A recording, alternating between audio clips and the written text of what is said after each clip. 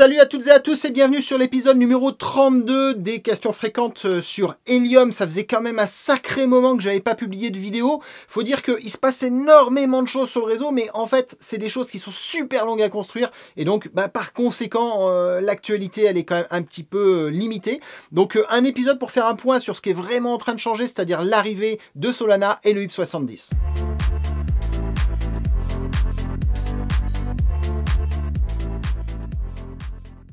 Ouais, donc comme je vous ai dit, il y a plein de choses qui sont en train d'arriver dans les jours à venir, parce que là, on est vraiment sur les dernières heures de la blockchain Helium en soi pour passer sur la blockchain Solana.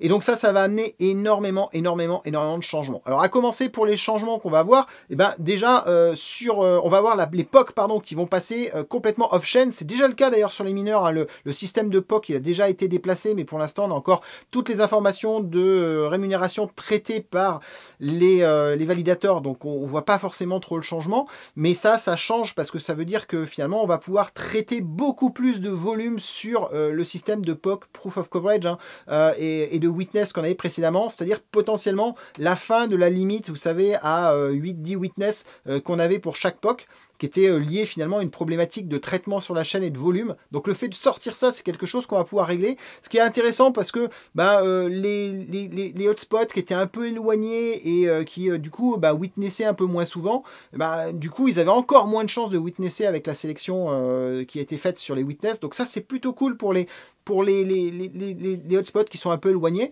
Et puis la possibilité aussi d'augmenter le nombre de beacons avec cette capacité-là. Alors par contre, ça va avoir un impact qui n'est pas anodin pour tous ceux qui monitorent leur hotspot avec des services comme Watchium que j'ai monté, Hotspotty et tous ces trucs-là. C'est qu'en fait, la donnée, on va plus pouvoir la récupérer de la même façon. Et normalement, à partir de la fin mars, grosso modo, ce qu'on appelait les ETL, hein, qui était la base de données de tout ce qui s'est passé sur la blockchain et sur laquelle on pouvait interroger pour récupérer des informations sur les POC, les witness, les rewards et compagnie, toute cette base de données-là, elle va s'arrêter de fonctionner parce que tout va être basculé sur Solana. Et il va falloir qu'en fait, on reconnecte nos solutions sur ces systèmes. Donc ça va nous prendre un petit peu de temps. Donc il y a des chances qu'on soit un peu dans un mode où on n'ait plus trop de visibilité fin mars. Je préfère que vous l'ayez en tête. Si vous n'avez plus de data, c'est pas que les hotspots ne marchent pas, c'est que juste la data remonte plus. Alors par contre, il faudra quand même surveiller ça parce que comme tout gros changement sur Helium, en général, il y a quand même quelques petits soucis de stabilité. D'ailleurs, au moment où on est en train de parler, où je suis en train de parler, il y a des problèmes avec les POC et les witness qui sont liés à des éléments de Solana. Donc voilà, ça commence. Donc on va rentrer encore dans une phase qui est une phase un petit peu trouble. Il faut le savoir, mais qui va vite se stabiliser derrière. On va avoir des choses qui sont nouvelles qui vont apparaître. Hein. On a parlé depuis longtemps le token IoT. Donc le token IoT, puisque maintenant vos hotspots LoRa, ils vont plus être rémunérés avec du HNT, mais bientôt ils vont être rémunérés avec des IoT, sachant que le IoT peut être converti en HNT, hein, d'accord? Mais on va changer le mode de fonctionnement, comme la 5G est rémunérée avec le token mobile. Voilà. Et donc, ce qui va commencer à être intéressant pour ceux qui ont des tokens mobiles, c'est que potentiellement, à partir de la migration sur Solana, on pourra avoir une cotation des tokens mobiles, parce qu'aujourd'hui, en fait, on n'a aucune idée de la valeur que ça a. Et par conséquent, ça ne permet pas vraiment de motiver les gens à déployer le réseau 5G aux États-Unis, puisqu'on gagne des tokens dont on ne connaît pas la valeur. Okay, donc ça va peut-être aussi booster la 5G, le fait d'avoir ça qui arrive, et c'est plutôt intéressant. Alors, en parallèle de ça, il y a d'autres choses qui changent. Par exemple, sur les aspects du POC, puisque maintenant on a plein de possibilités pour changer les choses sur le POC et que le POC commence à être un petit peu finalement ancien, l'algorithme il commence à avoir 1 an et demi, et on peut réouvrir les questions sur comment faire en sorte que le POC soit plus efficace. Et donc il y a un groupe de travail qui se monte, donc je vais postuler, on verra si je fais partie des premiers choisis pour ce groupe de travail, pour réfléchir au futur du système de POC. Et ça, c'est quelque part, c'est important. Enfin, moi, ma vision, hein, c'est que ce qu'il faut, c'est que le système de POC, il nous permette d'étendre le réseau. Alors, je suis désolé pour ceux qui ont des hotspots hyper concentrés en ville et que du coup, ça leur permet d'avoir des revenus réguliers. Bon, quoique, en ce moment, vu le niveau des revenus, si je vous propose de perdre 30%, de toute façon, 30% de 15 balles, ça va pas vous ruiner. Mais bon, voilà, l'idée, c'est que, à mon sens, hein, ça c'est mon avis, mais les avis, on sera plusieurs et on verra ce qu'il en est. C'est qu'en fait, il faut qu'on arrive à étendre le réseau. C'est-à-dire que en France, on voit bien que les grandes villes sont bien couvertes, mais quand vous sortez à l'extérieur des grandes villes, à 50-100 km des grandes villes, il n'y a plus vraiment de réseau parce qu'il n'y a pas un intérêt économique à déployer le réseau aujourd'hui là-bas. Donc vous le déployez si vous avez un intérêt opérationnel, c'est-à-dire si vous voulez déployer des capteurs, mais ça se limite à ça. Donc il faut réfléchir à comment le POC peut faire en sorte de favoriser un peu mieux les hotspots qui sont plus isolés, de façon à permettre d'étendre plus largement le réseau. Ça sert à rien d'avoir 30 hotspots dans un seul ex. Ce qu'on veut, c'est en fait avoir une couverture beaucoup plus large du territoire. Donc ça, c'est des choses qui vont bouger. Ce qui va bouger aussi, mais ça, c'est pas forcément l'IUP 70, c'est l'IUP 72. Il y a une réflexion pour avoir des concentrateurs sécurisés. Ça, c'est pour limiter au maximum le gaming. C'est assez intéressant. J'ai regardé la deny list, donc tous les hotspots qui ont été bloqués parce qu'ils trichaient. Je crois que c'est de l'ordre de 200 000 hotspots, quelque part. Donc vous voyez, on a 980 000 hotspots qui ont été déployés. Il y en a à peu près 200 000 là-dessus qui ont été bannis. Il y en a à peu près 4 à 500 000 qui sont actifs aujourd'hui. Et il y en a sans doute à peu près 200 000 qui sont en panne ou arrêtés ou ce genre de choses. C'est pour vous donner un petit peu une idée de l'activité.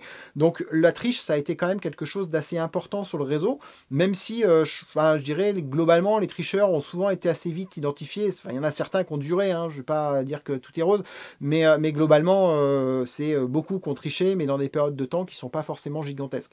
Donc en tout cas, ce qu'il faut, c'est qu'on arrive à libérer un peu plus le réseau, le simplifier, éviter de mettre des contraintes trop importantes pour les gens, qu'on ait un système qui fonctionne sur lequel on n'ait pas besoin de lancer les algorithmes pour ensuite créer plein de faux positifs aussi dans la deny list et du coup faire qu'on perd des hotspots bêtement là-dedans.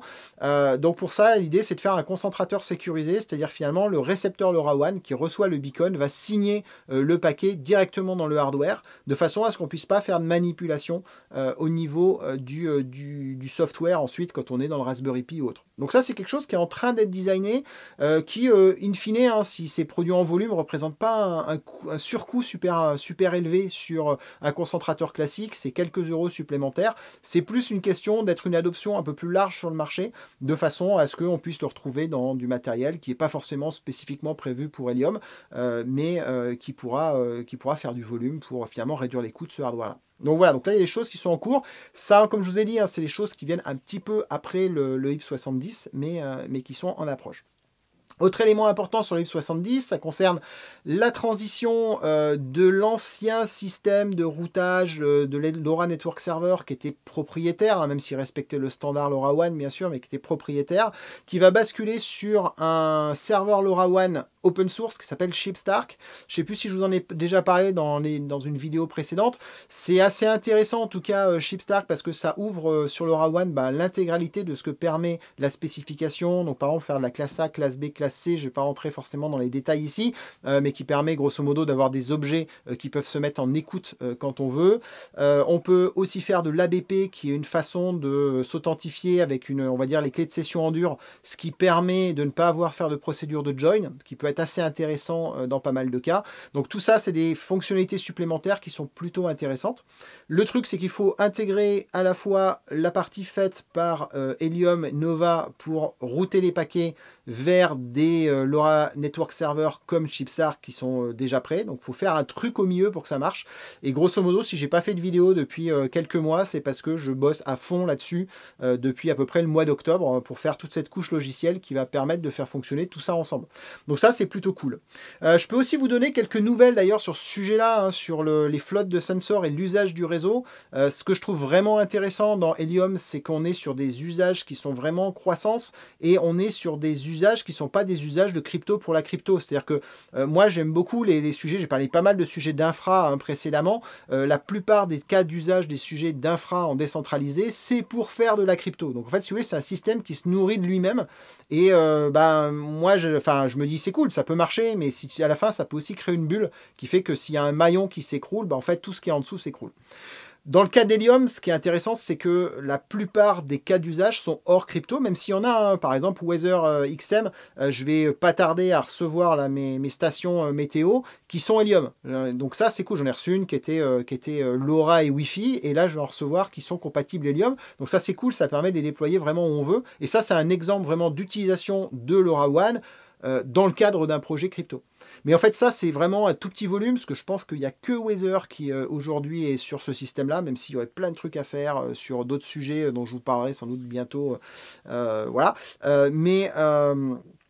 Le truc, c'est que les vrais cas d'usage, moi, ce que je mesure, et enfin, je pense que je vous l'ai déjà dit, hein, mais j'ai une console, donc je suis un fournisseur de connectivité Helium. Vous pouvez l'être aussi, à tout le monde peut l'être. Donc voilà, moi j'ai juste déployé un service là-dessus.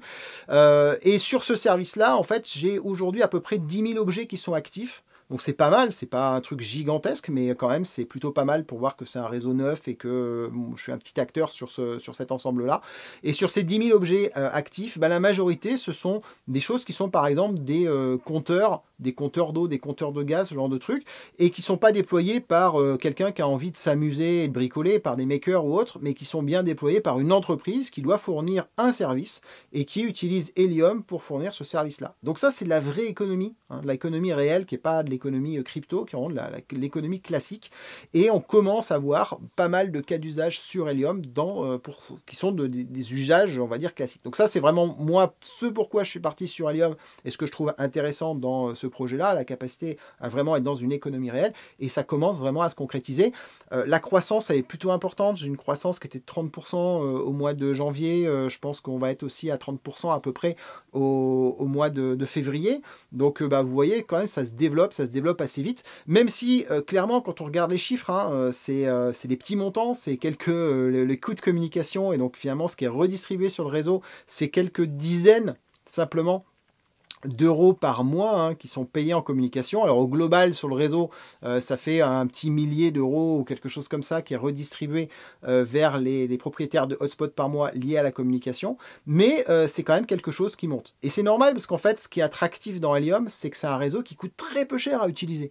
Donc bah forcément, un truc qui coûte très peu cher, eh ben, ça rapporte pas énormément. Pour vous donner juste une petite idée, si on était sur un LoRaWAN fourni par quelqu'un comme Objet News par exemple ou Orange, sur une flotte de 10 000 objets, eh ben, grosso modo, on serait sur des coûts d'abonnement qui sont sans doute à peu près autour de 4-5 euros par an et par objet.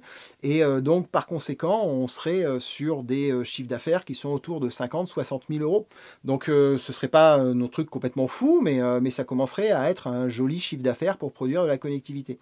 Dans le cas d'Helium, grosso modo, pour cette même connectivité et ce même volume, on est plutôt en train de parler d'un chiffre d'affaires de 500 euros par an. Voilà, grosso modo, pour vous donner un peu un écart. Donc, ce qu'il faut avoir en tête, c'est quand on regarde le chiffre d'affaires d'Helium, il ne faut pas le comparer au chiffre d'affaires d'un Orange ou d'un Objet News, parce que pour le même service, en fait, c'est facturé tellement moins cher que du coup, eh ben, on a un écart important de volume d'affaires, mais pas un écart important d'usage.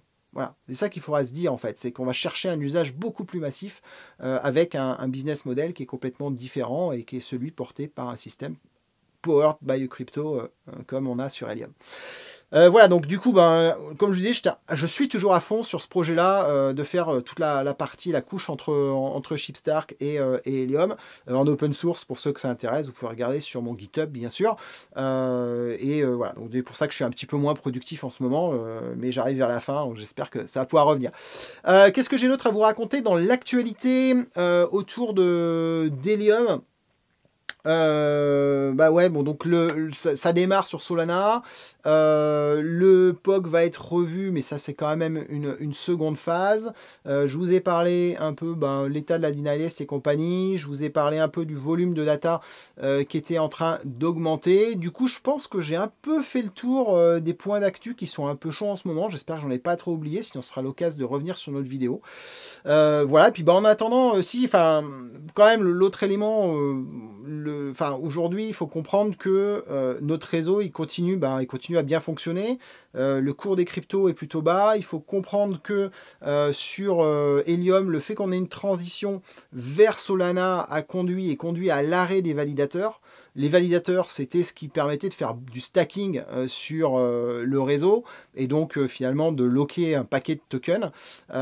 Donc forcément, en ayant libéré tous ces tokens sur le marché, on est dans une situation qui fait que c'est pas forcément glorieux au niveau des revenus aujourd'hui. Mais le fait d'arriver sur Solana, c'est aussi quelque chose qui va remettre en place des nouvelles mécaniques de stacking. Ça, j'en ai parlé dans une vidéo précédente avec les VEHNT.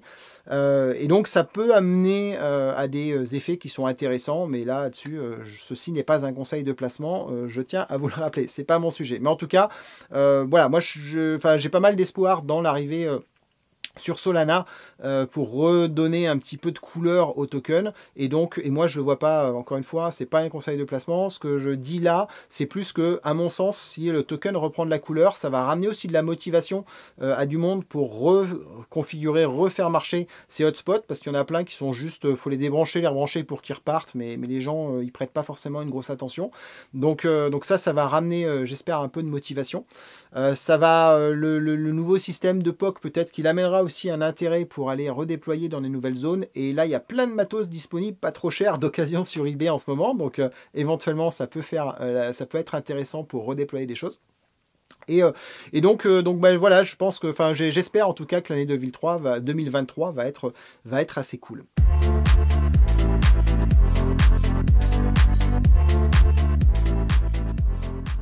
Pour mon actu, normalement, je suis à la LoRaConf en Floride dans quelques semaines, où je ferai un talk où je vais parler un peu justement des évolutions d'architecture de la partie routeur sur Helium. Et du coup, s'il y en a que ça intéresse, vous pourrez sans doute voir ça. J'imagine que ça va être filmé et mis en ligne par la suite. En attendant, je vous dis ciao, à très bientôt pour une nouvelle vidéo. Bye!